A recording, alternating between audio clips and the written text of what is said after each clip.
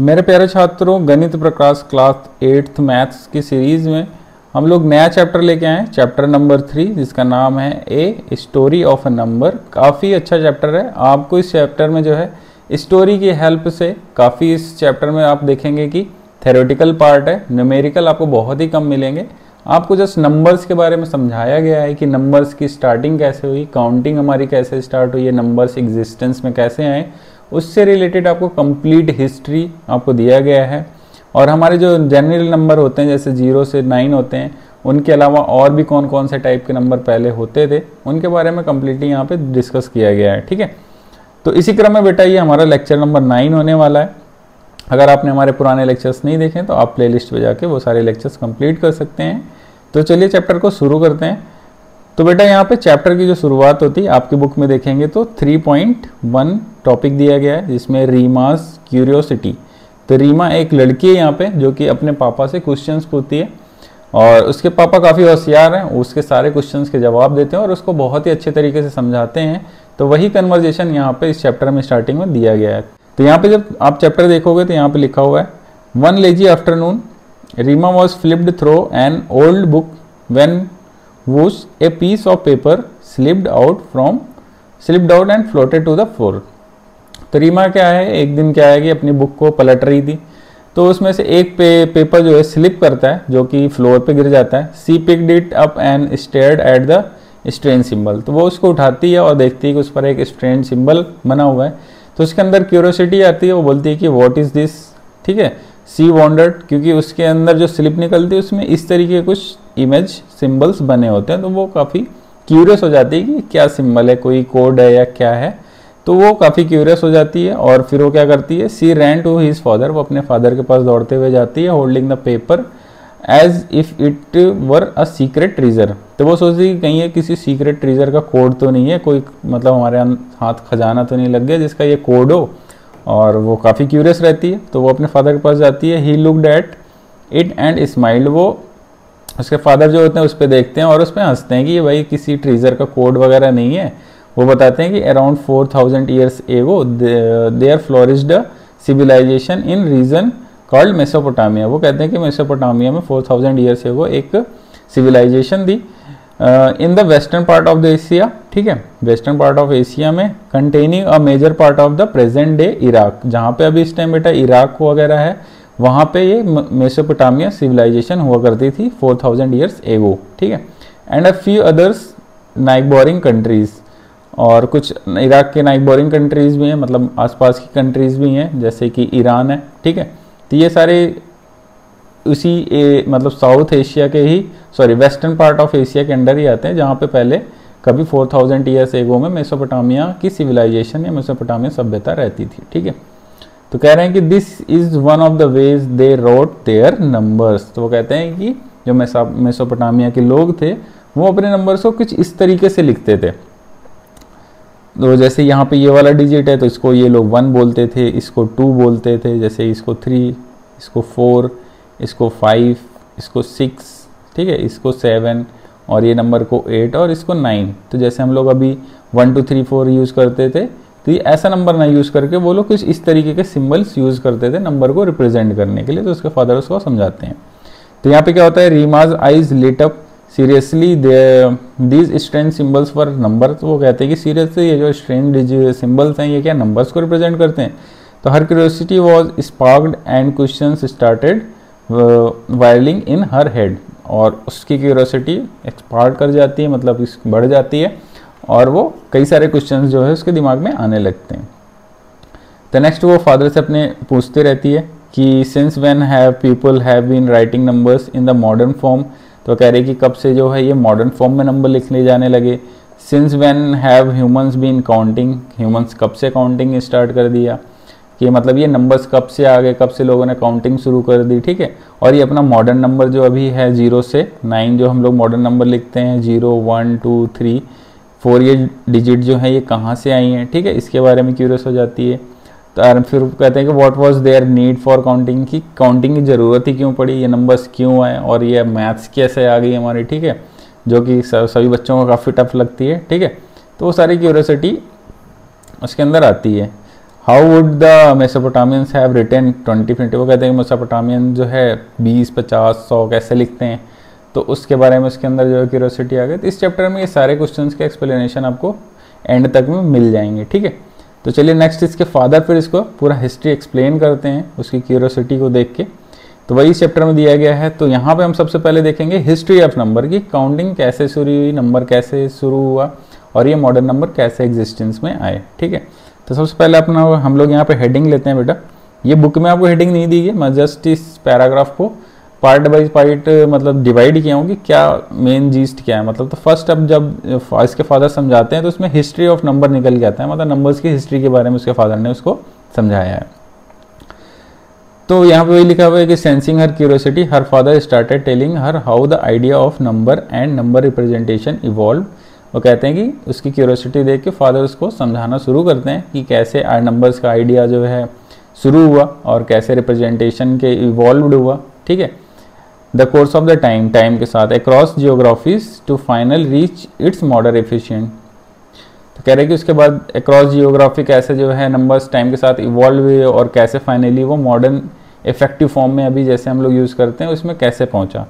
तो यहाँ पे फिर कह रहा है get ready to travel back in the time में पीछे चलते हैं और देखते हैं कि कैसे नंबर्स जो है स्टार्ट हुए। तो उसके फादर बोलते हैं कि humans had the need to count even as early as the stone age. तो ह्यूमंस क्या है कि ह्यूमंस नेचर है बेटा कि जैसे कि ये एक नंबर सेंस होता है, सभी के अंदर होता है। जैसे छोटा बच्चा भी होगा तो उसके अंदर सेंस होगा, उसको दो चीज़ दिखाओ एक चीज़ दिखाओ तो उसके अंदर सेंस होता है कि कौन सा चीज़ बड़ा है कौन सा छोटा है। ये मतलब एनिमल्स में भी ये सेंस होता है, आगे आपको समझाऊंगा। तो वही उसके फादर बोल रहे हैं कि humans had need to count even as early as the stone age. तो ह्यूमंस को जो है स्टोन एज से ही जो है काउंटिंग की नीड पड़ी, ठीक है। They were counting to determine the quantity of food को डिटरमाइन करने के लिए उनको काउंटिंग की रिक्वायरमेंट पड़ी। They had the number of animals, उनके पास नंबर ऑफ एनिमल्स होते थे उनकी काउंटिंग रखने के लिए। देयर लाइव स्टॉक मतलब जो एनिमल्स पालते थे वो, ठीक है। तो उनकी काउंटिंग के लिए उनके नंबर्स के लिए काउंटिंग की रिक्वायरमेंट पड़ी। Details regarding trade off goods, जैसे वो कोई भी चीज़ खरीद बेच रहे हैं तो उसकी रिकॉर्ड के लिए काउंटिंग की ज़रूरत पड़ी। The number of offering given in rituals, जैसे कोई रिचुअल्स होते थे तो कुछ चीज़ें वहाँ पे दी जाती थी, उसकी काउंटिंग के लिए उसके नंबर्स की काउंटिंग के लिए हमें काउंटिंग की रिक्वायरमेंट पड़ी। They also wanted to keep track of the passing days, जैसे कि वो पासिंग डेज कितने डेज निकल गए हमारे, एक दिन 2 दिन, तो उसके लिए भी उन्हें काउंटिंग की रिक्वायरमेंट पड़ी। और आपको पता बेटा कि आवश्यकता ही आविष्कार की जननी है। जब चीज़ों की आवश्यकता पड़ जाती है तो वहाँ पे कहीं ना कहीं धीरे धीरे जो है आविष्कार की उत्पत्ति हो जाती है और कोई चीज़ें जो है इवॉल्व होती हैं। तो जैसे जैसे लोगों की नीड बढ़ती गई, जैसे जैसे उनके पास जानवरों की संख्या बढ़ती गई, जैसे जैसे उनके बीच ट्रेड्स होने लगे, उसका रिकॉर्ड रखने की आवश्यकता पड़ने लगी, ठीक है। और जैसे ही कोई चीज़ें लेन देन में आई तो उनका रिकॉर्ड रखना पड़ा कि भाई हमने आपको इतने आइटम दिए, तुमने हमको इतने आइटम दिए। तो वहाँ पे रिक्वायरमेंट थी जिससे धीरे धीरे काउंटिंग हमारी शुरू हो जाती है, ठीक है। To know and predict when the important event such as the new moon, full moon, ठीक है, ऑनसेट सीजन अकर्स वुड। जैसे ही उन्होंने देखा कि भाई न्यू मून फुल मून ये फ्रिक्वेंटली आ रहे हैं, जैसे कि सीज़न चेंज हो रहे हैं, तो उनके दिमाग में आया कि इसको क्यों ना मतलब कि हम लोग काउंटिंग में रखें कि कितने दिन बाद जो है फुल मून आ रहा है, कितने दिन बाद न्यू मून आ रहा है, कितने दिन बाद ये सीज़न चेंज हो रहे हैं। तो धीरे धीरे ये चीज़ें एक दिन में नहीं हुई बेटा, हज़ारों साल लगे ये सारे नंबर्स वगैरह इवॉल्व होने में, और लोगों को धीरे धीरे एक्सपीरियंस से पता चला और ये चीज़ें काउंटिंग के रूप में निकल के आई हैं, ठीक है। इसी तरीके से आगे उसके फादर समझाते हैं कि however when they said or wrote down such numbers they did not make use of the numbers that we use. तो जब उन्होंने स्टार्टिंग में नंबर्स को रिप्रेजेंट करना लिखना चालू किया तो वो इस तरीके से नहीं लिखते थे जैसे कि अभी हम लोग 1 2 3 4 लिख रहे हैं, इस तरीके से वो नहीं लिखते थे, वो कोई दूसरा ही मेथड यूज़ करते थे, ठीक है। तो वो सारे मेथड्स क्या हैं आगे देखते हैं। तो यहाँ पे फिर उसके फादर बोलते हैं कि मॉडर्न नंबर्स, जैसे कि मैं हेडिंग लेके चल रहा हूँ, मॉडर्न नंबर्स एंड इट्स भारतीय ओरिजिन। तो अब यहाँ पे मॉडर्न नंबर्स के बारे में बताया कि उसका ओरिजिन है। तो आपको जान के गर्व होगा कि जो अभी मॉडर्न नंबर आप 0 से लेके 1 2 3 9 तक आप जो यूज़ कर रहे हैं वो बेटा हमारे इंडिया में ही, या आप बोलें ज़्यादा अच्छे लैंग्वेज होगा कि भारत में ही इवॉल्व हुआ भारत में, डिस्कवर्ड किया और भारत से ही पूरे देश विदेश में ये नंबर फैले हैं। ठीक है, तो इस तरीके से ये नंबर्स जो हैं भारत में ही डिस्कवर किए गए। ठीक है, तो यहाँ पे लिखा हुआ है कि the structure of modern oral and written number that we use today had its origin thousands years ago in India. ठीक है, तो जो अभी मॉडर्न नंबर्स आप यूज कर रहे हो बेटा, इनका ओरिजिन थाउजेंड्स ईयर एगो आपको इंडिया में ही देखने को मिलेगा। एंशिएंट इंडियन टेक्स्ट जैसे कि सच एज यजुर्वेदा संहिता, यजुर्वेदा संहिता में आपको मेंशन नेम्स मिल जाएंगे, numbers based on the power 10, power 10 के बेस्ड पे नंबर आपको यजुर्वेदा संहिता में थाउजेंड्स ईयर्स एगो मिलेंगे। क्योंकि अभी भी जो नंबर हम लोग यूज़ करते हैं बेटा वो बेस 10 पे ही यूज़ करते हैं, क्योंकि नंबर ऑफ डिजिट्स हम लोग कितना यूज़ करते हैं, 0 से 9 देखेंगे तो 10 डिजिट ही हैं। और यजुर्वेदा में भी हमें पावर बेस 10 के हिसाब से कुछ नंबर्स देखने को मिलते हैं। ऑलमोस्ट एज वी से them orally today, for example they listed names for the numbers, जैसे 1 के लिए उस टाइम एका यूज़ करते थे, 10 के लिए दसा यूज़ करते थे, 100 के लिए सता और 1000 के लिए बेटा सहस्त्रा यूज़ करते थे और 10,000 के लिए अयुता यूज़ करते थे। इसी तरीके से और भी नंबर्स दिए थे, लगभग 10 की पावर 12 तक के नंबर्स के बारे में वहाँ पे दिया गया था। एंड बियॉन्ड, और उससे भी आगे बहुत सारे बड़े नंबर्स के बारे में उस यजुर्वेदा संहिता में दिया गया था। ठीक है, the way we write our numbers today using the digit 0 to 9, ठीक है, also originated and were developed in India, ये जो कि इंडिया में ही ओरिजिनेट हुआ और इंडिया में ही डेवलप्ड हुआ अराउंड 2000 ईयर्स एगो, 2000 ईयर्स पहले। मतलब अभी पहले की बात करें तो अभी 2025 चल रहा है, मीन्स कि लगभग मान लीजिए कि फर्स्ट सेंचुरी के आसपास, फर्स्ट सेंचुरी BC बोलते हैं। जैसे कि जो हम लोग टाइम को डिवाइड करते हैं बेटा, तो आपको पता है कि हम लोग टाइम को जो है, जो जीसस क्राइस्ट हैं, जीसस क्राइस्ट जब जन्मे तो उसको 0 मान के चलते हैं और उसके बाद वाले नंबर को C बोलते हैं, आफ्टर क्राइस्ट बोलते हैं, और उसके पहले वाले को बिफोर क्राइस्ट तो BCE लिखते हैं या BC लिखते हैं। तो अगर उसके पहले, अभी जैसे 2025 चल रहा है, मतलब कि जीसस के बर्थ के बाद का ये टाइम है 2025। अगर यहाँ पे 2000 ईयर बैक बोल रहे हैं तो यहाँ पे बेटा कौन सा टाइम होना चाहिए, मतलब 25C के आसपास का टाइम यहाँ पे होना चाहिए। तो ये टाइम डोमेन है, हिस्ट्री से रिलेटेड टॉपिक है। ठीक है, तो चलिए यहाँ पे देखते हैं। तो यहाँ पे कह रहा है कि around 2000 years ago the first known instance of number being written using 10 digits including the digit 0 which was then noted as dot, ठीक है, occurs in the Bakhshali manuscript 3rd century C। 3rd century C में भक्साली manuscript थी जिसमें हमें 0 से लेके 9 तक के डिजिट्स जो है हमें देखने को मिले। उस टाइम बेटा जो 0 भी हम लोग इस तरीके से यूज़ करते थे, इस तरीके से हालांकि नहीं लिखते थे उस टाइम, जैसे कि ये एक मैन्युस्क्रिप्ट में दिया हुआ है, यहाँ पे इसकी इमेज भी दिया गया है। तो यहाँ पे देखो 0 को बेटा ऐसे डॉट की तरीके से यूज़ करते थे। ठीक है, फिर टाइम के साथ ये इंडिया में ही जो है डॉट से 0 इवॉल्व हुआ और इसको इस तरीके से रिप्रेजेंट करने लगे। ठीक है, पहले कैसे लिखते थे, डॉट की तरीके से 0 को रिप्रेजेंट करते थे, जो कि हमें भक्साली मैन्युस्क्रिप्ट में 3rd century C के आसपास देखने को मिला। फिर इसके बाद आर्यभट्टा जी आते हैं, जो कि एक बहुत ही ग्रेट इंडिया के मैथमेटिशियन है, और इन्होंने 499 मतलब अराउंड 500 C में क्या किया कि was the first mathematician to fully explain, इन्होंने फुली एक्सप्लेन किया और जितने भी और चीज़ें थी उसको क्लैरिफाई किया and do elaborate scientific computation with the Indian system of 10 symbol. उन्होंने 0 से लेके फिर 9 तक के सारे डिजिट्स का यूज़ किया और बहुत सारे कंप्यूटेशन को जो है कैलकुलेशंस को बताया। ठीक है, नेक्स्ट आगे इसमें दिया गया the Indian number system was transmitted to the Arab world. अब यहाँ पे क्या है कि जो नंबर हमारा था इवॉल्व हो गया, यहाँ पे हमारा जो है आर्यभट्ट साहब ने बताया, नंबर्स को एक्सप्लेन किया, और इसी क्रम में बेटा एक और हमारे मैथमेटिशियन थे ब्रह्मगुप्ता, जिनका नाम था ब्रह्मगुप्ता। उन्होंने क्या बेटा 0 को और अच्छे से एक्सप्लेन किया, 0 से रिलेटेड जो भी था एडिशन, मल्टीप्लिकेशन, सब्सट्रैक्शन, डिवीज़न, ये सारी चीज़ें और अच्छे से एक्सप्लेन की, और जो है हमारा जो नंबर सिस्टम है यहीं से कहीं मतलब कि और ज़्यादा फेमस होना चालू हो गया। ठीक है, जब हमने 0 को और अच्छे से जो है नंबर सिस्टम में एज अ प्लेस वैल्यू और ऐड करने लगे। ठीक है, तो इसी क्रम में बेटा फिर क्या हुआ कि ये नंबर पॉपुलर होने लगा हमारे इंडिया में, और ये ट्रांसफर होता है अदर पूरे वर्ल्ड में। तो यहाँ पे ये लिखा हुआ है कि transfer of the number from Bharat to world, अपने भारत देश से ही फिर ये नंबर सारे वर्ल्ड में फेमस होने लगा, क्योंकि ये काफ़ी नंबर ईजी था और इससे नंबर्स को डिनोट करना काफ़ी सिंपल और ईजी हो गया था। तो यहाँ पे क्या है कि the number Indian number system was transmitted to the Arab world, क्योंकि बेटा जो उस टाइम था इंडिया जो है अरब देशों से काफ़ी ट्रेड्स वगैरह करता था, तो अरब के लोग इंडिया आते थे। तो ये जो नंबर्स थे उन्होंने आके जब यहाँ पे देखा कि यहाँ पे जो हम लोग इंडियंस लोग हैं, जो भारतीय लोग हैं, वो इस नंबर को यूज़ कर रहे हैं और इससे कैलकुलेशन काफ़ी सिंपल हो रही है, तो उनको ये नंबर काफ़ी पसंद आता है और ये अपने देश में भी ले जाते हैं। और वहाँ पे भाई अराउंड 800 सी में ये नंबर अरब में काफ़ी फेमस हो जाता है।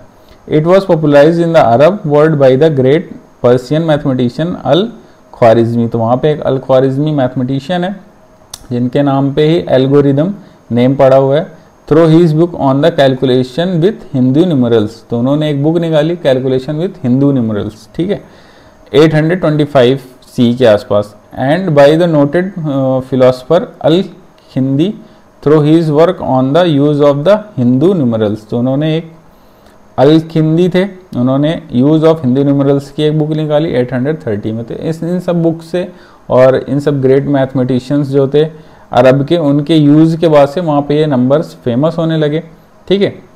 उसके बाद from Arab words the Hindu numerals क्या हुए, ट्रांसमिटेड टू यूरोप। वहाँ से अरब से फिर यूरोप की तरफ ये नंबर्स फैल गए और कुछ पार्ट्स ऑफ अफ्रीका में फैल गए अराउंड 1100 सी के आसपास। दो Al Khwarizmi works on calculation with the Hindu numerals was translated into Latin. जो अल ख्वारिज़मी ने वर्क किया उसको जो है लैटिन में ट्रांसलेट किया गया। It was the Italian mathematician Fibonacci थे, जिन्होंने कि अराउंड 1200 के सी के आसपास जो है really made the case of Europe to adopt the Indian numerals. तो उन्होंने और मतलब इंडियंस न्यूमरल्स के यूज़ करने लगे, जिसके बाद यूरोप में भी फिर वो नंबर यूज़ होने लगे। However the Roman numerals were so ingrained in Europe, जबकि उस टाइम पे जो रोमन नंबर सिस्टम थे काफ़ी फेमस थे और काफ़ी टाइम से यूज़ किए जा रहे थे। बट धीरे धीरे क्या हुआ कि हमारा जो इंडियन भारतीय नंबर सिस्टम था, हिंदू नंबर सिस्टम जिसको बोलते थे, उसने धीरे धीरे इनको भी रिप्लेस कर दिया, क्योंकि रोमन नंबर सिस्टम में काफ़ी सारी कमियां थी जो कि आगे हम लोग चैप्टर में देखेंगे। Thinking and writing at the time that the Indian numerals did not gain widespread use for the several more centuries, but eventually during the Europe Renaissance and by the 17th century, not adopting them become impossible or it would impede scientific progress. तो बेटा ऐसा काफ़ी time तक रहा कि जब हमारे Indian number systems को वाइड स्प्रेड मतलब कि पूरे वर्ल्ड में यूज़ नहीं कर रहे थे, बट आफ्टर 17th सेंचुरी की उन्होंने देखा कि रोमन नंबर सिस्टम में काफ़ी दिक्कत है, तो उन्हें एट लास्ट जो है इंडियन नंबर सिस्टम को ही अडॉप्ट करना पड़ा, ठीक है। नेक्स्ट आपको इसमें दिखा हुआ कि बिकॉज की European scholars learn the Indian numerals from Arab, क्योंकि बेटा अरब से जो है यूरोप में इंडियन न्यूमरल्स फैला हुआ था, तो जो यूरोप के लोग थे उसको अरेबिक न्यूमरल्स बोलते थे। बट आपको पता है कि अरब में बेटा इंडिया से ही, भारत से ही ये न्यूमरल्स गए थे, तो उसका नेम क्या होना चाहिए, उसका नेम हमारा होना चाहिए था हिंदू न्यूमरल्स होना चाहिए।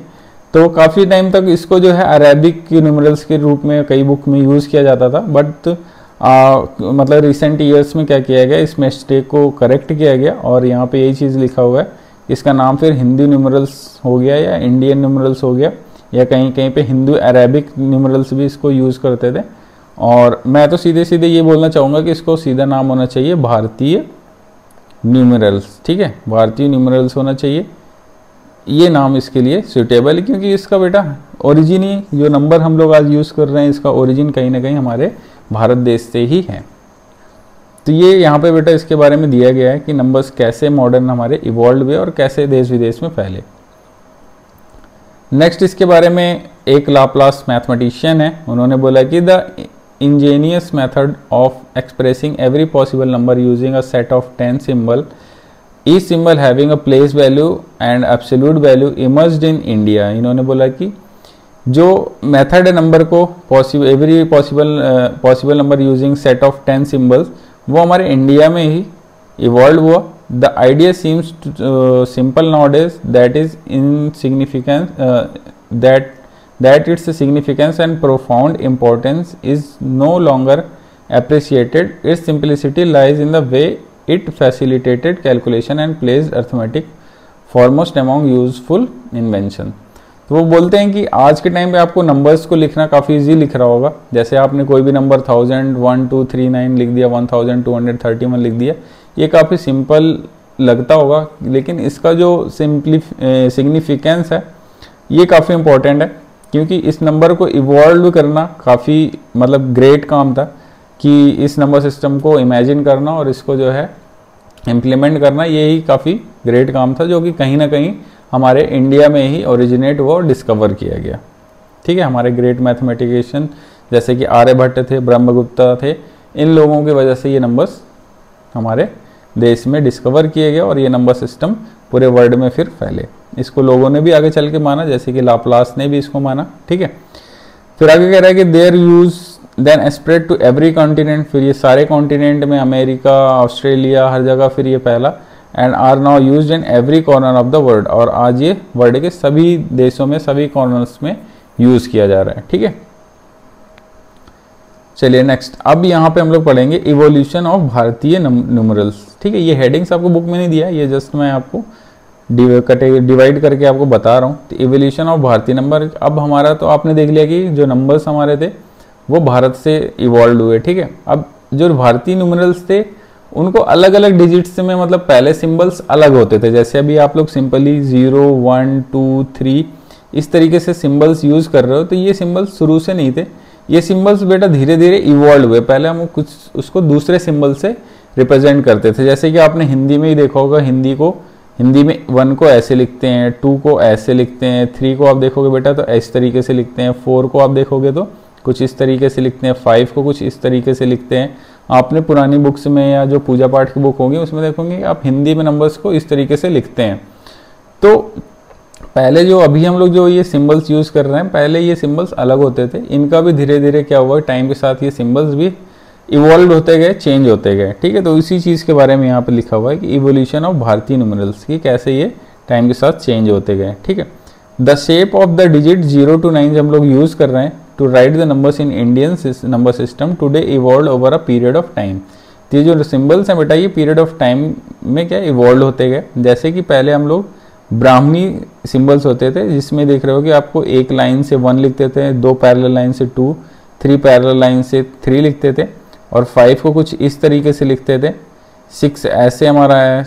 ठीक है, सॉरी 4 ऐसे लिखा हुआ है, 5 ऐसे, 6 ऐसे, 7 ऐसे। ठीक है, तो इस तरीके के कुछ सिंबल्स यहाँ पे यूज करते थे ब्राह्मी में। फिर ये इवॉल्व हुआ टाइम के साथ बेटा, फिर ये इसको हिंदू ग्वालियर नंबर सिस्टम बोला गया, कुछ इस तरीके से सिंबल्स को रिप्रेजेंट किया गया।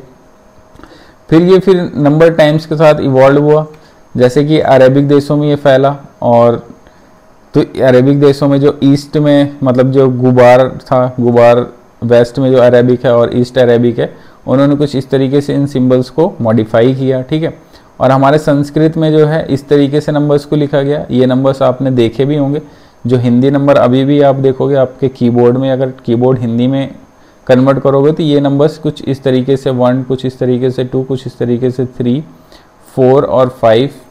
ठीक है, 6 इस तरीके से, 7 कुछ इस तरीके से, 8 इस तरीके से। ठीक है, इसी तरीके से 9 भी होता था, रिप्रेजेंट करते थे। फिर उसके बाद 0 को थोड़ा सा, जैसे अभी इस टाइम हम लोग 0 इस तरीके यूज़ करते थे, 0 थोड़ा सा छोटा होता था।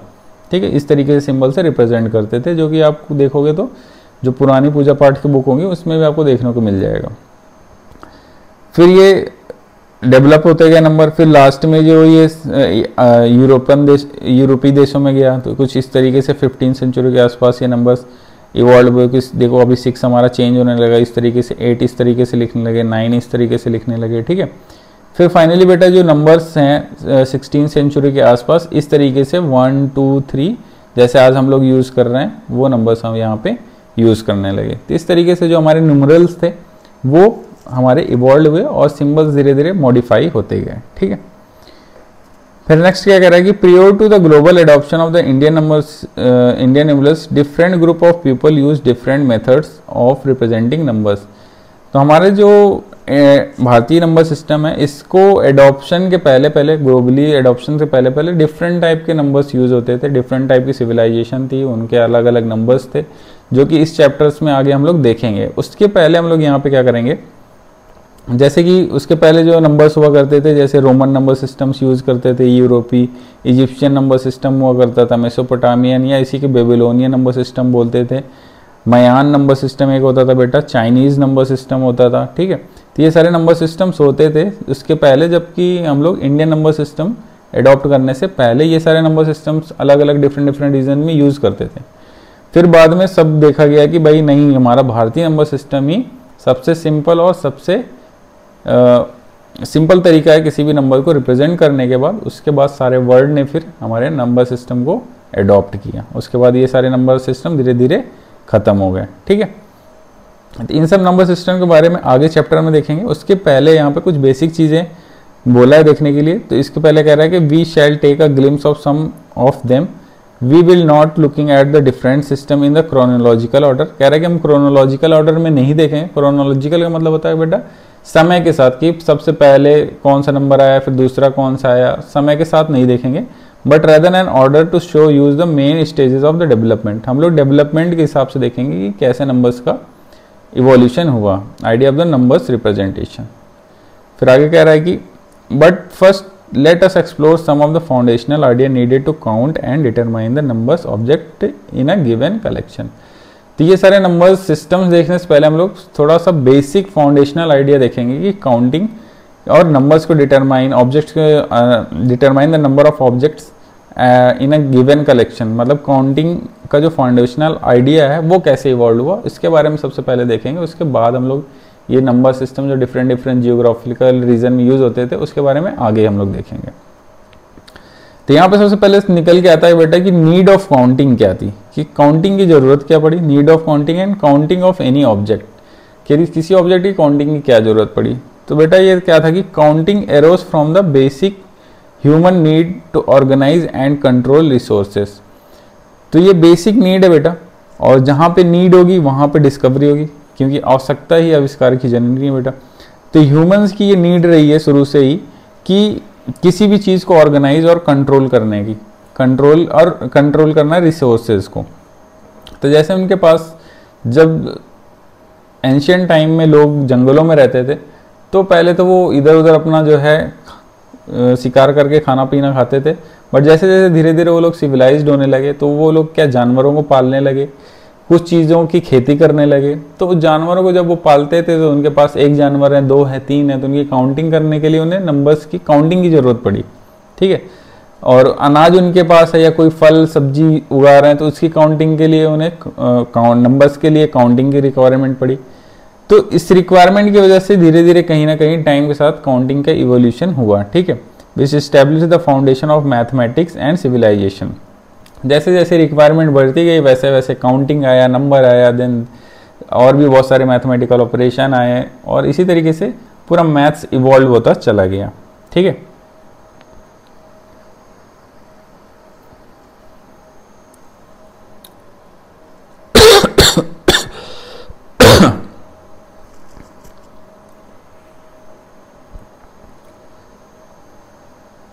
और यहाँ पे देखा जाए बेटा तो जो काउंटिंग है, जो नंबर्स का एक सेंस होता है किसी भी ह्यूमन बीइंग में, वो केवल ह्यूमंस में नहीं होता, एनिमल्स में भी होता है। अगर आप देखा जाए तो आंट्स आर एक्सेप्शनल होते हैं इसमें, तो they can reportedly count up to 10। जो हमारी चींटियाँ होती है बेटा वो लगभग 20 नंबर तक का उनके पास नंबर सेंस होता है, लगभग वो 20 नंबर तक काउंटिंग समझ सकती हैं। और इसी तरीके से डॉग्स जो होते हैं वो 5 से 6 नंबर तक के बीच में वो डिफ्रेंशिएट कर सकते हैं, काउंटिंग समझ सकते हैं, उनके अंदर भी नंबर सेंस होता है। इसको एक नंबर सिस्टम बोला जाता है।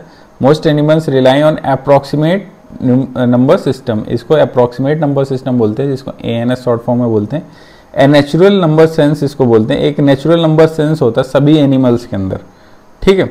That helps them estimate and compare quantities rather than truly count as a human, जिसमें वो क्या करते हैं कि जैसे हम लोग ह्यूमंस 1 2 3 एक काउंट करते हैं, बट वो लोग क्या करते हैं कि एक अप्रॉक्सीमेट कंपैरिजन करते हैं चीज़ों में कि कौन सी चीज़ बड़ी है, कौन सी चीज़ छोटी है। तो ये तो जानवरों में भी नंबर सेंस होता है बेटा। तो हम ह्यूमंस भी अगर देखा जाए तो बहुत पहले एंशिएंट टाइम में एक एनिमल टाइप ही थे, जंगल में रहते थे, तो हमारे अंदर भी वो नंबर सेंस हुआ करते थे। और टाइम के साथ साथ जैसे कि ह्यूमंस बीइंग सबसे ज़्यादा इंटेलिजेंस था, तो उसके समय के साथ साथ उसने नंबर्स को और इवॉल्व किया और उसने जो है चीज़ों को प्रॉपर तरीके से करना और ऑर्गेनाइज करना सीखा, जिसके साथ साथ काउंटिंग हमारा स्टार्ट हुआ। तो ये बुक में बेटा नहीं दिया गया, बट आपको समझाने के लिए कि नीड क्या थी काउंटिंग की, मैंने आपको ये चीज़ बताई है। चलिए नेक्स्ट आगे देखते हैं। अब आपकी बुक में दिया है द मैकेनिज्म ऑफ काउंटिंग, कि काउंटिंग के मैकेनिज्म क्या है।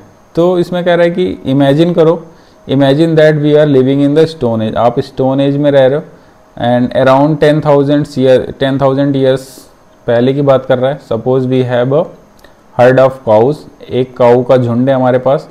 Here are some natural questions what we might ask about our herd, कि मान लो आप एंशिएंट टाइम स्टोन एज में 1000 ईयर्स बैक रह रहे हो, आपके पास काऊ का एक झुंड है, मतलब कई सारी गायें हैं, ठीक है। तो आप ये नेचुरल क्वेश्चंस का जवाब कैसे दोगे उस टाइम? उस टाइम बेटा ये 1 2 3 4 नहीं है आपके पास। एंशिएंट टाइम में ये 1 2 3 4 जो अभी सिंबल यूज़ कर रहे हैं ये सब नहीं था, ठीक है। तो आप ऐसे इमेजिन करो आपको अपने आप को। तो उसमें क्वेश्चन आ रहा है कि how do we ensure that all cows have return safely after the grazing.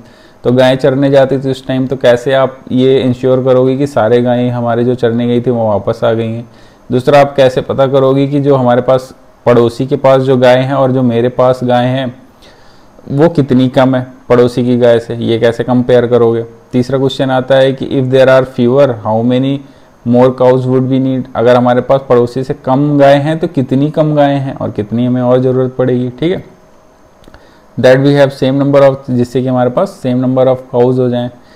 तो we need to tackle these questions without the use of the numbers name written numbers Hindu numerals. तो जो हम लोग हिंदू न्यूमरल सिस्टम या भारतीय number system जो use कर रहे हैं उसके बिना यूज़ किए हमें ये सारे क्वेश्चंस के जवाब देने हैं, क्योंकि एंशिएंट टाइम में ये नंबर्स तो होते नहीं थे।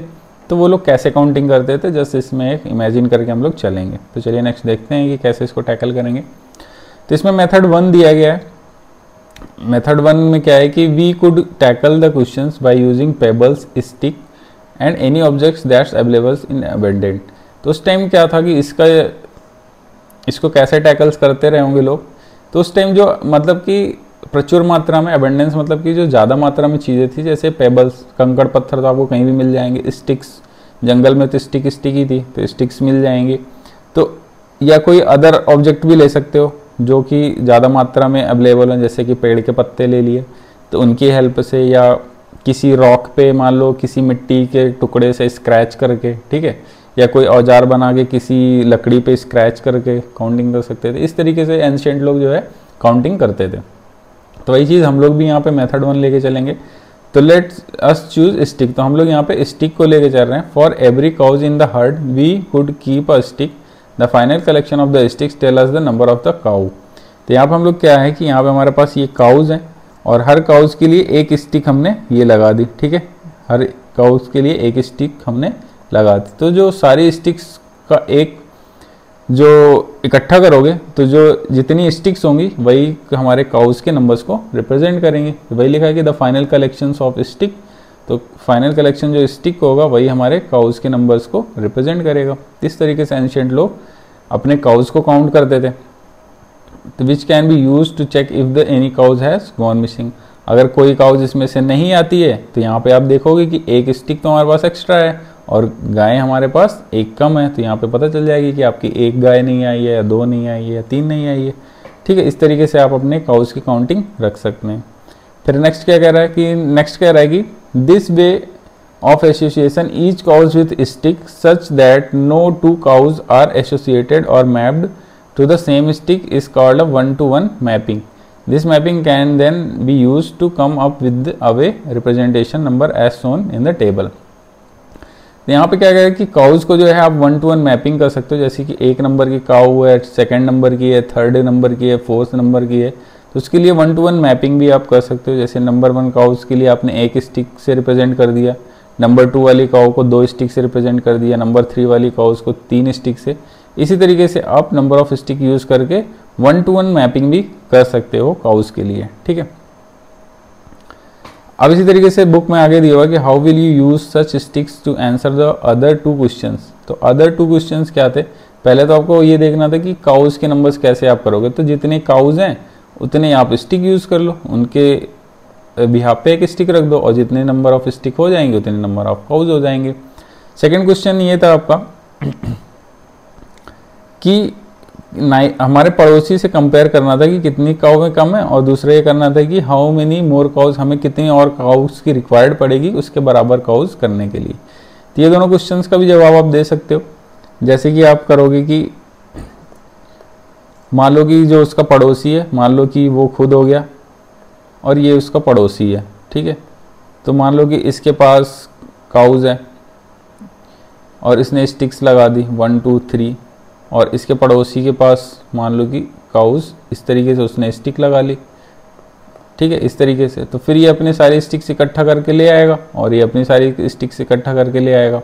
फिर ये कंपेयर करेगा, तो ये अपने स्टिक्स यहाँ पे लगा दिया, ठीक है, पड़ोसी इसका कितनी है 2 2 4 2 6 स्टिक हो गई, ठीक है।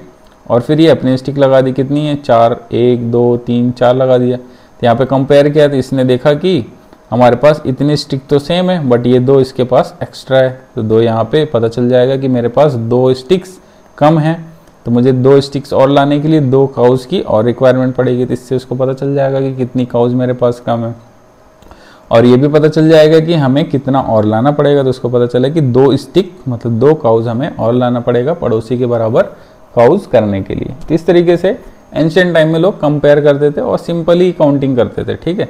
उंगलियों पे जैसे कि आप देखोगी उंगलियों से काउंटिंग शुरू कर, जैसे उनके पास क्या उंगलियां होती थी, तो 2 काउज हो गए थे, 3 उंगलियां दिखा दिए, ठीक है।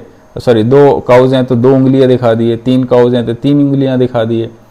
फिर उनके पास देखा कि हाथों में 10 उंगलियां हैं, तो स्टार्टिंग वो 10 हाथों की उंगलियों से ही काउंटिंग किया करते थे, ठीक है। फिर वो उन्होंने धीरे धीरे स्टिक्स का यूज़ करने लगा, क्योंकि वहाँ पे उंगलियां तो 10 ही हैं, मान लो काउज 10 से बढ़ गई, तो उन्होंने देखा कि यार उंगलियां तो कम पड़ रही हैं, तो उन्होंने फिर स्टिक्स का यूज़ करने लगे, स्टोन का यूज़ करने लगे, ठीक है, या किसी पत्थर पे क्या स्क्रैच मार्क्स करके काउंटिंग रखने लगे। इस तरीके से एंशिएंट टाइम में लोग यूज़ करते थे। चलिए नेक्स्ट आगे देखते हैं क्या दिया हुआ है बुक में। बुक में फिर मेथड नंबर 2 दिया हुआ है कि instead of objects we could use standard sequence of sound और name. For example, we could use the sounds of the letters of any language. While counting, we could make one-to-one mapping between the objects and the letter that is associated each object to counted with letter following the letter order. This mapping can then be used to come up with a way verbally representing numbers. For example, यहाँ पे क्या कर रहा है कि जो हमारे पास numbers का सीक्वेंस है उसके लिए हम लोग क्या है कि एक साउंड्स का यूज़ कर रहे हैं, साउंड ऑफ लेटर, मतलब कि जैसे A to Z हमारे पास लेटर्स हैं तो उनका हम लोग यूज़ कर रहे हैं नंबर्स के लिए 1-to-1 मैपिंग के लिए। We get the following number represented if we use the letter A to Z। तो अगर हम लोग A to Z यूज़ कर रहे हैं तो किन किन नंबर्स को हम लोग रिप्रेजेंट कर पाएंगे वो देखते हैं यहाँ पे। तो यहाँ पे नंबर जैसे 1 है तो 1 के लिए हमने A यूज़ कर लिया, 2 के लिए B यूज़ कर लिया, 3 के लिए B, मतलब जो 3 नंबर आज का हमारा है उसको हम लोग C से रिप्रेजेंट कर रहे हैं, 4 को हम लोग D से रिप्रेजेंट कर रहे हैं, 5 को E से। इसी तरीके से आप बढ़ते जाओगे तो आपको पता है कि अल्फ़ाबेट में 26 लेटर होते हैं, तो 26 आपका लास्ट Z से रिप्रेजेंट हो जाएगा, ठीक है। तो एक मेथड ये हो गया। तो यहाँ पे an obviously limitation of using only letters of the English alphabet in this forms is that it cannot be used to count a collection having more than 26 object। क्योंकि आपके पास पता है कि अल्फ़ाबेट में A to Z जो है 26 letter ही होते हैं, तो आप 26 ही जो है यहाँ पे नंबर्स को कवर कर सकते हो, यही लिमिटेशन है इसमें। नेक्स्ट इसमें बेटा कह रहा है कि how many numbers can you represent in this way using the sounds of the letter of your language. तो हमारी लैंग्वेज क्या है बेटा, हमारी लैंग्वेज है हिंदी। तो हिंदी में कितने लेटर्स होते हैं, तो हिंदी में तो आप देखोगे तो अराउंड 52 लेटर्स होते हैं, जिसमें आपके 2 तरीके के होते हैं। एक तो स्वर होता है बेटा, स्वर आपको पता है आ बड़ा आ छोटी, ठीक है, ये होते हैं। और दूसरा व्यंजन होता है, व्यंजन होता है, व्यंजन जैसे का से ज्ञा तक होते हैं, ठीक है। और इसी में एक री श्री वाला आता है, ठीक है। तो ये सारे अगर आप देखोगे तो टोटल 52 लगभग लेटर्स होते हैं हिंदी में हमारे। तो हम लोग इसमें क्या है कि अगर इन सभी को अगर मैपिंग करेंगे, जैसे आ के लिए हमने 1 लिख दिया, बड़ा आ के लिए 2 लिख दिया, इस तरीके से मैपिंग करते जाओगे तो आप 52 तक के नंबर्स को मैप कर सकते हो अपने लैंग्वेज में। ठीक है, तो ये हो गया हमारा हिंदी लैंग्वेज में मैपिंग। नेक्स्ट मेथड नंबर 3 दिया गया हुआ है, तो आगे आप देखोगे कि यही रोमन नंबर सिस्टम होता है, बट यहाँ पे सिंबल्स के फॉर्म में जस्ट रिप्रेजेंट करना सिखाया आपको कि we could use sequence of writing symbols as follow. तो हम लोग 1 के लिए जैसे 1 डंडी यूज़ कर लिया, 2 के लिए 2 डंडी है 2 आई, 3 के लिए 3 आई यूज़ कर लिया, 4 के लिए हमने आई और उसके बाद वी लगा दिया, 5 के लिए इस तरीके हमने यूज़ कर लिया। इसी तरीके से 20 तक के नंबर्स का रिप्रेजेंटेशन दिखा दिया। आगे कह रहा है कि do you see a way of extending this method to represent bigger numbers as well, how. इसमें आप देखो कि बिगर नंबर्स को लिख सकते हैं, जैसे 21 को आप क्या लिखोगे, 2x लिख दो 20 और 1 के लिए आपने i लगा दो। इसी तरीके से 22 2x लिख के 2i लगा दो। इस तरीके से आप नंबर्स को एक्सटेंड भी कर सकते हो।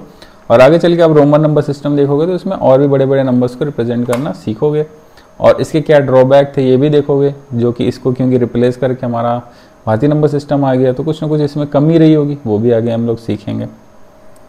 तो ये 3 मेथड्स आपको रिप्रेजेंट करने का नंबर्स को दिखाया गया है यहाँ पे, और इसी में फिर एक चीज़ आगे डिस्क्लोज होती है। देखो क्या कह रहा है इसमें कि from the discussion of the above we see that the for counting and finding the size of the collection we need a standard sequence of object. तो यहाँ पे कह रहा है कि हमें काउंटिंग और साइज ऑफ कलेक्शन को पता करने के लिए एक स्टैंडर्ड सीक्वेंस की ज़रूरत पड़ती है, और उसके नेम की भी ज़रूरत पड़ती है, और उसके एक सिंबल की भी ज़रूरत पड़ती है। जैसे कि मान लो कि कोई एक ऑब्जेक्ट है, 2 ऑब्जेक्ट है, 3 ऑब्जेक्ट है, इसी तरीके से तो 100 200 1000 होते जाएंगे, तो उसके लिए एक स्टैंडर्ड सीक्वेंस की ज़रूरत पड़ती है, और उन सब के लिए एक सिंबल्स की ज़रूरत पड़ती है हमें। जैसे 1 के लिए हमने आई लिख दिया, ठीक है, रोमन में, इसके लिए 2 के लिए ये लिख दिया, 3 अगर हमारे पास है तो ये लिख दिया। इसी तरीके से बढ़ता जाएगा तो एक मतलब हमें सिंबल्स की रिक्वायरमेंट पड़ेगी सीक्वेंस के फॉर्म में। ठीक है, दैट हैज़ फिक्स्ड ऑर्डर, और उसका एक फिक्स्ड ऑर्डर भी होना चाहिए। Let us call this standard sequence, और इसी को हम लोग बोलते हैं नंबर सिस्टम। तो जो ये स्टैंडर्ड सीक्वेंस होगा बेटा, स्टैंडर्ड सीक्वेंस होगा, इसी को हम लोग क्या बोलेंगे, नंबर सिस्टम। इसी को हम लोग बोलेंगे आगे चल के नंबर सिस्टम। ठीक है, a collection of objects can be counted by the making of 1-to-1 mapping. तो इसमें 1-to-1 मैपिंग हो रही है। जैसे बेटा 1 ऑब्जेक्ट के लिए हमने आई लिख दिया, 2 ऑब्जेक्ट के लिए 2 बार आई लिख दिया, 3 ऑब्जेक्ट के लिए 3, 5 ऑब्जेक्ट अगर कोई है हमारे पास तो उसके लिए वी हमने लिख दिया। तो ये 1-to-1 एक तरीके से मैपिंग हो गया between them and the standard sequence following the sequence order. और जो स्टैंडर्ड सीक्वेंस है वो हमारा सीक्वेंस ऑर्डर को फॉलो करना चाहिए। ठीक है, चलिए नेक्स्ट आगे क्या कह रहा है, since there is no end of the number. चूंकि बेटा आपको पता है कि नंबर्स कभी एंड नहीं होते, नंबर्स तो आप काउंट करते जाओ, लाख 2 लाख, ठीक है, बिलियन मिलियन अरब करोड़ खरब, तो कभी ख़त्म नहीं होता। तो उसके लिए आप कितने सिंबल यूज़ करोगे, आप इतने सिंबल्स तो यूज़ नहीं कर सकते हो। तो कहीं ना कहीं हमें ऐसे नंबर सिस्टम का ज़रूरत चाहिए जहाँ पे सिंबल्स हमारे कम हो जाएं और नंबर सारे रिप्रेजेंट हो जाएं इजीली। तो वही चीज़ यहाँ पे दिया हुआ है कि there is no end of the numbers, the challenge is to come up with an unending standard sequence. तो यहाँ पे एक अनएंडिंग सीक्वेंस हमारे पास चैलेंज आता है। जैसे कि आप रोमन में 1 के लिए आई लिख दिया, 2 ऑब्जेक्ट के लिए ये लिख दिया, 3 ऑब्जेक्ट के लिए 3 बार आई लगा दिया। बट ये जब बड़े नंबर्स में जाते हैं तो यहाँ पे आप बहुत सारे सिंबल्स हो जाते हैं जिसको याद करना मुश्किल हो जाता है। इस वजह से यहाँ पे ये सारी समस्या आती है। ठीक है, और यही रीज़न आगे चल के आप देखोगे कि रोमन नंबर सिस्टम यहाँ पर रिप्लेस होता है और हमारा नंबर सिस्टम आता है।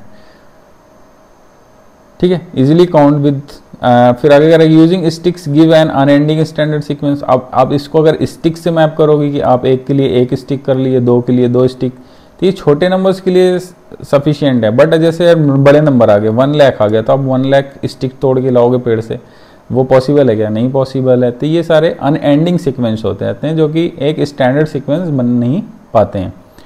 यही चीज़ें यहाँ पे इस बुक में पूरा दिया गया है कि रोमन नंबर सिस्टम जो दिया गया है यही यहाँ पे लिखा हुआ है कि the standard sequence number system gives the method number 3 was actually the system used in. जो मेथड 3 में आपको सिस्टम समझ आया गया वो यूरोप में यूज़ किया जाता था before it got replaced by the Hindu number system. Hindu number system replace होने से पहले जो मेथड 3 में आपको दिखाया गया है ये वाला नंबर सिस्टम, ये रोमन नंबर सिस्टम था, यूरोप में यूज़ होता था। ठीक है, तो It was widely used in Europe for the centuries and was convenient for the many purposes, but had similar drawback that cannot written arbitrarily large numbers. इसमें large numbers को लिखना मुश्किल हो गया क्योंकि इतने सारे में हर नंबर्स के लिए अलग अलग सिम्बल्स यूज़ करने पड़ेंगे, तो कितने ही सिम्बल यूज़ कर पाओगे आप, ठीक है।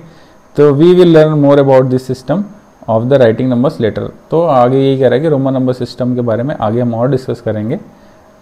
तो ये चीज़ें यहाँ पे दी गई हैं कि क्या दिक्कत आ रही है हमारे अभी नंबर सिस्टम में। मतलब यहाँ पे क्या है कि अनएंडिंग सीक्वेंस है और हर नंबर्स के लिए अलग अलग सिंबल्स का यूज़ करना पड़ रहा है, जिससे बड़े नंबर्स को रिप्रेजेंट करने में दिक्कत आ रही है। अब इसी दिक्कत को दूर करेगा हमारा भारतीय नंबर सिस्टम या हिंदी नंबर सिस्टम, और इसको आगे डिस्कस करेंगे।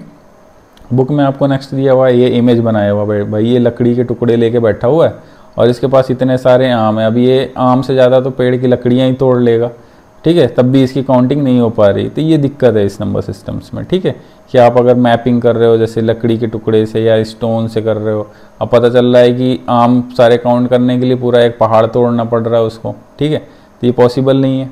और रोमन नंबर सिस्टम में अगर दिख रहा है तो इसके लिए कौन सा सिंबल यूज़ करे इतने आम के लिए, एक के लिए तो मान लो आई यूज़ कर लिया, दो के लिए दो आई यूज़ कर लिया। अब मान लो 1,00,000 आम हो गए इसके पास, तो इसके लिए फिर कौन सा एक नया सिंबल बनाओ चलो इसके लिए। तो ये सारी दिक्कतें यहाँ पे थी और यही इमेज में ये शो कर रहा है।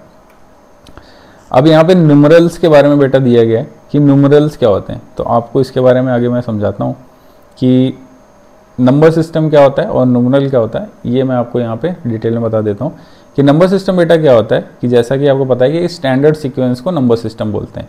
To represent numbers we need a standard sequence of objects, names and written symbol.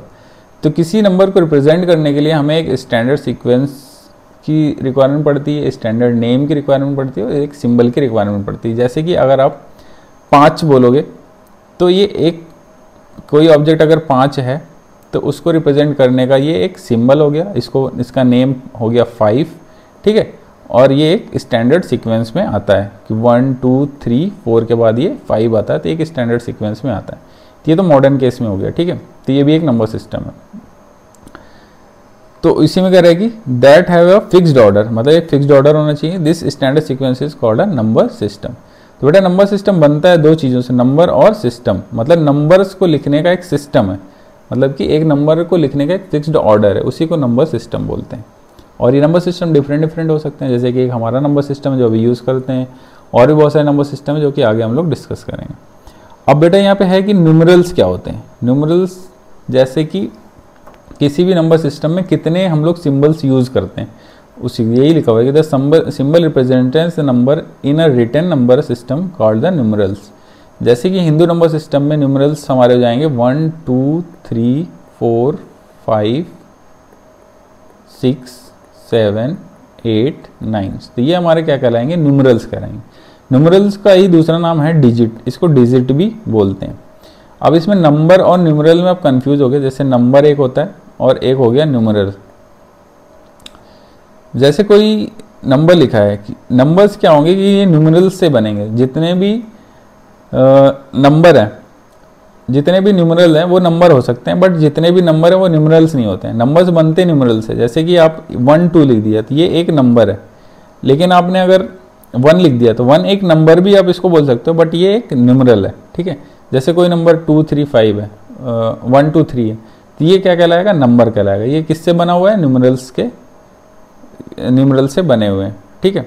अब जैसे ये नंबर हो गया इंडिविजुअल नंबर 0 हो गया, तो ये न्यूमरल है, बट न्यूमरल इसको बोलेंगे वैसे अगर देखा जाए तो, बट इसको नंबर भी बोल सकते हो, न्यूमरल से भी बोल सकते हो। तो इसमें ये कह सकते हो कि जितने भी न्यूमरल्स होते हैं वो नंबर कहे जा सकते हैं, बट जितने नंबर होते हैं वो न्यूमरल्स नहीं होते हैं, ठीक है।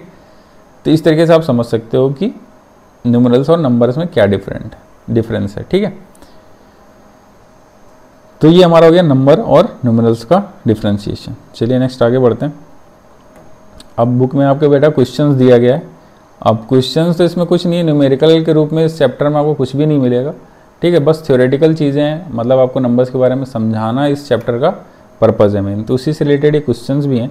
तो इसमें फिगर इट आउट करके दिया है कि suppose you are using the number system that uses sticks to represent number.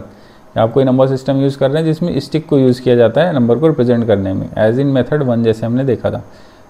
Without using either the number name और numeral of the Hindu number system give a method for adding, subtracting, multiplying, dividing two numbers और two collection sticks. तो आप जैसे कि stick number system use कर रहे हो तो आपको एडिशन, सब्सट्रैक्शन, मल्टीप्लिकेशन और डिवीज़न को समझाना है कि आप इस नंबर सिस्टम में कैसे यूज़ करोगे। जैसे आपके पास 5 गाय हैं तो इनको तो रिप्रेजेंट करना हमने सीख लिया कि चलो स्टिक से हमने 5 स्टिक रख दी, तो हमें पता चल गया कि हाँ भाई 5 स्टिक के बराबर गाय हमारे पास हैं। अब इसमें एडिशन सब्सट्रैक्शन कैसे करोगे? तो जैसे मान लेते हैं कि एक कोई बंदा उसके पास 5 गाय हैं, दूसरा कोई बंदा उसके पास मान लेते हैं 3 गाय है। तो अब इसको ऐड करना है, तो ऐड करना है तो जो ये 2 ग्रुप हैं इन दोनों ग्रुप्स को क्या करो, एक साथ ले आकर रख दो। तो ये पहला ग्रुप हो गया, कितनी स्टिक हो गई? 5 स्टिक हो गई। और ये हमारा दूसरा ग्रुप हो गया, कितनी स्टिक हो गई? 3 स्टिक हो गई। अब इन दोनों ग्रुप को एक साथ रख के काउंट कर लो तो ये हमारा एडिशन हो जाएगा। तो कितना हो जाएगा? 1 स्टिक, 2, 3, 4, 5, 6, 7, 8। तो कितनी स्टिक हो गई? 8। यहाँ पे आप एडिशन भी कर लिए। यहाँ पे कितनी स्टिक थी? 5 और यहाँ पे 3। देखो यहाँ पे एडिशन भी सिंपली हो जाता है। तो हमने एडिशन समझ लिया कि कैसे करना है। दूसरा क्या करना है? एडिशन समझ गए कि 2 ग्रुप है, दोनों को एक साथ एक लाइन में रख लो और फिर स्टिक्स को काउंट कर लो, एडिशन हो गया। आप सब्सट्रैक्शन कैसे समझोगे कि मान लो कि कोई बंदा एक है, उसके पास मान लेते हैं कि सिंपल नंबर ही लेके चलते हैं, 5 गाय है तो 5 स्टिक से उसने रिप्रेजेंट कर लिया। अब मान लो कि उसकी लड़की की शादी होती है, ठीक है, तो उस अपनी लड़की को भी वो 1-2 गाय एज अ गिफ्ट दे देता है। तो मान लेते हैं उसने 2 गाय अपनी लड़की को दे दिए, तो वो क्या करेगा? इन 2 लकड़ियों को भी ये इधर इसको शिफ्ट कर देगा। तो यहाँ पे आप देखोगे कि अगर आपको डिवीज़न करना है तो आपको क्या करना है कि जो मेन सीक्वेंस आपका है उसमें से क्या करना है कि उन स्टिक्स को हटा देना है। तो यहाँ पे स्टिक्स को जैसे आप हटाओगे तो आपके पास जो स्टिक्स रिमेनिंग बचेगी, जैसे कि 3 स्टिक बचेगी, तो आपका यहाँ पे सब्सट्रैक्शन निकल के आ जाएगा। तो इस तरीके से आप सब्सट्रैक्शन भी कर सकते हैं। तो मतलब कि आप देख रहे हो कि स्टिक नंबर सिस्टम में एडिशन और सब्सट्रैक्शन भी सिंपल ईजी आप कर सकते हो। अब इसी तरीके से आप तीसरा देखते हैं कि कैसे इसमें जो है मल्टीप्लिकेशन करेंगे। तो मल्टीप्लिकेशन करना है तो मान लेते हैं कि कोई बंदा एक है, उसके पास 2 गाय है, ठीक है, और वो अगर इस गाय को जो है मल्टीप्लाई करना चाहता है 3 बार, तो वो क्या करेगा? इस गाय के 3 ग्रुप बना लेगा, 3 ग्रुप बना लेगा, 2-2 के 3 ग्रुप बना लेगा, ठीक है। तो अब क्या करना है कि तीनों को क्या करेगा कि एक सीक्वेंस में रिप्रेजेंट कर देगा। तो तीनों को एक सीक्वेंस में रिप्रेजेंट करेगा तो स्टिक्स यहाँ पे काउंट कर लेगा। तो कितने स्टिक हो गए? 2, 2, 4, 2, 6। तो इसने किया क्या कि जो उसके पास ग्रुप है उनको 3 बार ऐड कर लिया। तो आप जैसे कि नंबर्स को मल्टीप्लिकेशन का मीन्स क्या होता है? जैसे 2 इंटू 3 किया हुआ है तो इसका मतलब ये हुआ कि 2 को 3 बार ऐड कर लो, यही मतलब होता है। 2 को 3 बार ऐड कर लो। तो वही चीज़ है कि मान लो इसके पास 2 का ग्रुप है तो इसको 3 बार क्या करेगा? ऐड कर लेगा और उन सारे स्टिक्स को एक सीक्वेंस में रख देगा तो वो मल्टीप्लाई हो जाएगा, ठीक है। ये चीज़ें हैं। तो इसको जनरली वैसे भी समझ सकते हो कि मान लो कि उसके पास 2 गायें हैं और हर साल जो है ये 2 गायों से 2 बच्चे होते हैं, तो दूसरे साल उसके 2 बच्चे हो जाएंगे, तीसरे साल 2 बच्चे हो जाएंगे, तो मल्टीप्लाई हो रहा है। तो ये 3 ऐड हो रहे हैं एक तरीके से। तो ये मल्टीप्लिकेशन का भी यहाँ पे तो वो क्या 2-2 स्टिक ऐड करता जाएगा और लास्ट में देखेगा कि ये मल्टीप्लिकेशन का ये 6 नंबर निकल के आ जाएगा। तो यहाँ पे 2 + 2 + 2 कर रहे हो, ये एक तरीके से 2 इंटू 3 का मल्टीप्लिकेशन हो गया। तो यहाँ पे मल्टीप्लिकेशन भी पॉसिबल है, इस तरीके से मल्टीप्लिकेशन कर सकते हैं।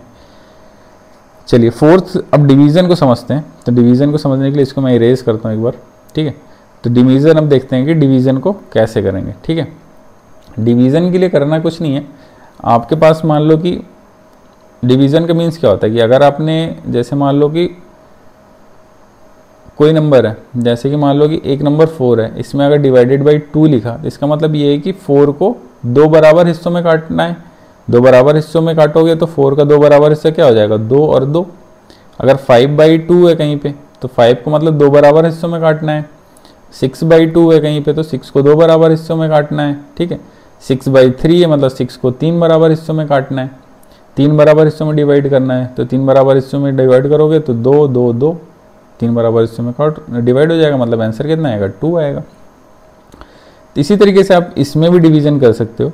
तो डिवीज़न जब करोगे आप तो मान लेते हैं कि हमारे पास 6 गायें हैं, ठीक है,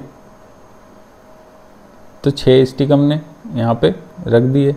अब हमें डिवीज़न करना है, तो डिवीज़न करना है तो मान लेते हैं कि हर साल इसकी 2 गायें ख़त्म हो जाती हैं, ठीक है, हर साल मानते हैं कि कोई आदमी है उसको 2 गायें ख़त्म हो जाती है, तो हमें 3 साल बाद बताना है कि कितनी गायें होंगी।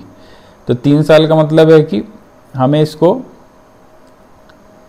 3 ग्रुप में डिवाइड करना पड़ेगा। तो 3 ग्रुप में इसको डिवाइड करोगे कि कुल मिला के ये हुआ कि हमें 3 साल बाद निकालना, मतलब कि 6 गायें इसके पास थी, 3 से मतलब हमें डिवाइड करना है, तो मतलब हमें 3 ग्रुप इसके बनाने पड़ेंगे। 3 ग्रुप बनाओगे तो 2-2 के 3 ग्रुप हमारे गाय के बन जाएंगे, तो इसके 2-2 स्टिक हो जाएंगे।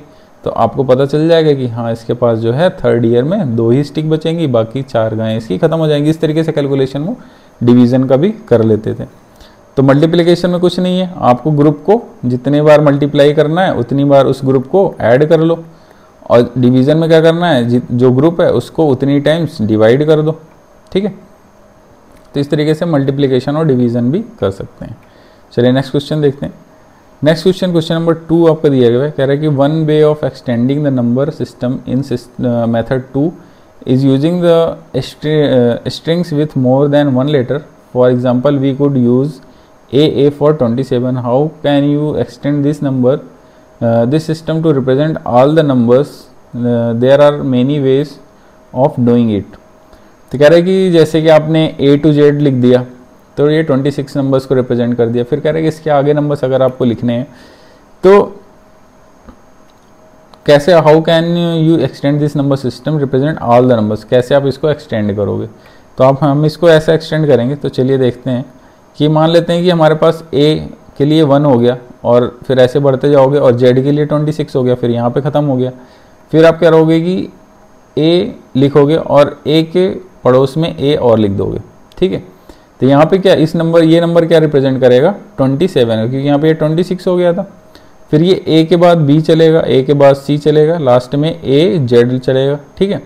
तो अब ये नंबर कैसे बन रहा है, देखो A जो नंबर है ये किसको रिप्रेजेंट कर रहा है, ये रिप्रेजेंट कर रहा है 26 को, और जो अगला नंबर है वो किसको रिप्रेजेंट कर रहा है, +1 को। तो ये +26 + 1 27 हो गया। तो यहाँ पे ये प्लेस वैल्यू के हिसाब से काम कर रहा है, क्योंकि यहाँ पे नंबर ऑफ सिंबल्स कितने हैं 26, या इस नंबर सिस्टम को अगर डिफाइन करोगे तो इसको न्यूमरल्स बोलेंगे। तो इसमें कितने न्यूमरल्स हैं 26, जैसे कि हमारे नंबर सिस्टम में कितने न्यूमरल्स होते हैं 10, तो वैसे इसमें कितने हो गए 26, क्योंकि 26 सिंबल्स यहाँ पे हैं। फिर इसके बाद नंबर्स रिपीट करते हैं, जैसे अपने में होता है कि 0 से लेके हम लोग 10 तक जाते हैं, 9 तक जाते हैं, 0 से 9 जाते हैं, फिर नंबर्स को रिपीट करते हैं। फिर हम लोग क्या लिखते हैं 1 लिखते हैं, फिर 0 लिखते हैं, फिर 1 1 लिखते हैं, फिर 1 2 लिखते हैं। तो यहाँ पे जो ये वाला 1 है इसकी प्लेस वैल्यू 10 हो जाती है, ठीक है, इसकी प्लेस वैल्यू कितनी हो जाती है 10। तो यहाँ पे अगर 26 सिंबल्स हैं तो यहाँ पे जो पहला वाला A होगा इसका प्लेस वैल्यू 26 हो जाएगा, इसलिए यहाँ पे 26 प्लस इसकी वैल्यू यूनिट प्लेस पे है तो 1 हो जाएगा। इसी तरीके से ये 26 + 2 हो जाएगा, तो ये कितना हो जाएगा 28 को रिप्रेजेंट करेगा।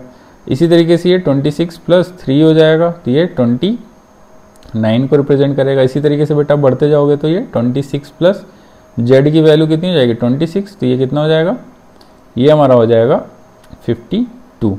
तो यहाँ तक हमारे 52 हो जाएगा। फिर इसके बाद आप ऐसे शुरू कर सकते हो, फिर इसके बाद आप ले सकते हो AZ खत्म हो गया, फिर आप BA ले लो, फिर B ले लो, फिर BC ले लो, फिर ऐसे करके BZ तक कर सकते हो, ठीक है। इसी तरीके से आप बढ़ते जाओगे तो आगे आप फिर आपका Z आ जाएगा, ZA, ZB, फिर ZZ आ जाएगा, ठीक है। इस तरीके से अब यहाँ पे प्लेस वैल्यू निकालोगे तो B की प्लेस वैल्यू कितनी हो जाएगी। अब चूंकि यहाँ पे A का 26 था तो B का कितना हो जाएगा, जैसे आपने यहाँ पे देखा कि 10 हो गया, फिर ये कहाँ तक चला जाएगा 20 तक, फिर यहाँ पे 21 आ जाएगा।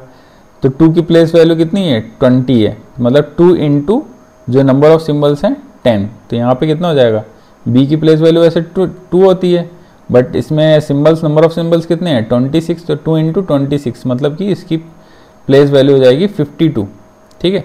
तो यहाँ पे 52 प्लस A का कितना हो जाएगा, यूनिट प्लेस पे है तो 52 + 1, तो ये कितना हो जाएगा 53। इसी तरीके से ये 54 हो जाएगा, क्योंकि यहाँ पे 52 तक कंप्लीट हो गया था। और इसी तरीके से आप बढ़ते जाओगे तो B मतलब 52 + 26 ऐड कर दोगे, कितना हो जाएगा ये 72 8 हो जाएगा। इस तरीके से इसका जब कैलकुलेट करोगे तो बेटा z कितना होता है 26 इंटू इसके प्लेस वैल्यू कितनी है 26 और प्लस z की यूनिट प्लेस वाले z का 26, तो ये कितना हो जाएगा 26 में 26 का मल्टीप्लाई करो बेटा, 6 6 जा 36, 6 3 आपका आ गया, 6 2 जा 12, 3 15, 2 6 जा 12, 2 2 जा 4 5, 6 7 6, तो 676, फिर इसमें 26 ऐड करना है, 2 हो जाएगा, 8 2 10 और ये इसमें ये हो जाएगा 7, तो 702। इतने नंबर्स को हम लोग अगर जेड जेड पे ख़त्म कर देते हैं तो हम लोग रिप्रेजेंट कर सकते हैं। अब और आगे नंबर अगर बढ़ना है और भी नंबर्स को कवर करना है तो फिर जेड जेड के आगे ए लगा दो, सॉरी ऐसे फिर शुरू कर सकते हो, ए फिर ए, ट्रिपल ए से शुरू करो, फिर ए बी से शुरू करो, फिर ए सी, मतलब 3 डिजिट। अब यहाँ पर 2 डिजिट वाले ख़त्म हो गए, अब 3 डिजिट वाले शुरू कर सकते हो। इसी तरीके से आप सारे नंबर्स को कवर कर सकते हो अल्फ़ाबेट नंबर सिस्टम के, मतलब अल्फ़ाबेट के रूप में रिप्रेजेंट करके। ठीक है, ये चीज़ आपने एक्सेल्स में, जैसे आप कंप्यूटर में एक्सेल्स का कभी यूज़ करोगे तो इस तरीके से आपको नंबर्स का यूज़ दिखेगा भी। ठीक है, इस तरीके से आप यहाँ पे यूज़ कर सकते हैं। चलिए नेक्स्ट देखते हैं। अब नेक्स्ट थर्ड आपको एक क्वेश्चन दिया है कि try making your on number system. तो क्या बेटा आप अपना एक नंबर सिस्टम बना सकते हो क्या? तो बिल्कुल बना सकते हैं। तो जैसे आप बेटा क्या कर सकते हो कि जैसे आप 0 नंबर है, 1 नंबर है, 2 नंबर है, 3 नंबर है, 4 है, 5 है। ठीक है, इसके रिप्रेजेंटेशन तो मान लेते हैं हम 0 को जो है 0 को हम लोग मान लेते हैं स्टार से रिप्रेजेंट करते हैं, 1 को मान लेते हैं बेटा हम एक स्ट्रेट लाइन से रिप्रेजेंट करते हैं, 2 को हम लोग मान लेते हैं बेटा एक हम लोग स्क्वायर से रिप्रेजेंट करते हैं। ठीक है, और 3 को मान लेते हैं कि एक ट्रायंगल से रिप्रेजेंट करते हैं, 4 को मान लेते हैं कि कुछ भी मान लीजिए, मान लेते हैं 4 को हम लोग एक सर्कल से रिप्रेजेंट करते हैं, 5 को मान लेते हैं कि हम लोग जो है एक हेक्सागन से रिप्रेजेंट करते हैं। ठीक है, जिसमें 6 साइड्स हैं, 2 2 4 और ये 2 6, तो ये हेक्सागन से रिप्रेजेंट करते हैं। तो एक नंबर सिस्टम ये भी बन गया। अब इसमें कोई भी नंबर लिखना चाहते हो, जैसे कि आप लिखना चाहते हो कि मान लेते हैं कि हम यहाँ पे लिखना चाहते हैं 6, तो 6 कैसे बनेगा, एक 5 लेना पड़ेगा, एक 1 लेना पड़ेगा, तो एक हेक्सागन हमें लगाना पड़ेगा और इसके आगे हमें 1, तो मतलब एक डॉट ये लगा दिया, तो ये 6 को रिप्रेजेंट कर देगा। मान लेते हैं हमें 10 लगाना है, तो 10 2 5 से बन जाएगा, तो 2 हेक्सागन हम लोग लगा देंगे, 2 हेक्सागन हम लोग ऐसे लिख देंगे, तो ये 10 को रिप्रेजेंट कर देगा। तो देखो अपना नंबर सिस्टम बनता जा रहा है। अगर मान लो आपको 13 लिखना है, तो 13 के लिए 10 + 3 चाहिए, तो 2 हेक्सागन लगाओगे आप, और उसके बाद 3 के लिए एक ट्रायंगल लगाओगे, तो ये हमारा 13 हो जाएगा। तो इस तरीके से आप रिप्रेजेंट कर सकते हो। या दूसरा आप इमेजिन कर सकते हो कि मान लेते हैं कि 1 के लिए हमने कोई कलर के हिसाब से लिख दिया, 1 के लिए हमने मान लो रेड लिखता हूँ, 2 के लिए मैंने ब्लू यूज़ कर लिया। ठीक है, 3 के लिए हमने येलो यूज़ कर लिया, 4 के लिए हमने पिंक यूज़ कर लिया। ठीक है, 5 के लिए हमने जैसे ऑरेंज यूज़ कर लिया। तो ये भी एक नंबर सिस्टम, कलर वाले नंबर सिस्टम बना सकते हो कि मान लो आपको लिखना है 8 लिखना है, तो 8 किससे बनेगा बेटा, एक तो 5 ले लो और 3 ले लो, 5 3 8 होता है, तो आपको लिखना पड़ेगा ऑरेंज 5 के लिए और येलो 3 के लिए। तो ये आपको रिप्रेजेंटेशन हो गया। तो बच्चों अभी के लिए फ़िलहाल हम लोग इतना ही रखेंगे, और अगर आपको कोई क्वेश्चन है तो आप जो है पूछ सकते हैं कमेंट बॉक्स में, या हमें इंस्टाग्राम पे ज्वाइन कर सकते हैं, वहाँ पे भी आप अपना क्वेश्चन पूछ सकते हैं। Thanks for watching. जय हिंद, वंदे मातरम।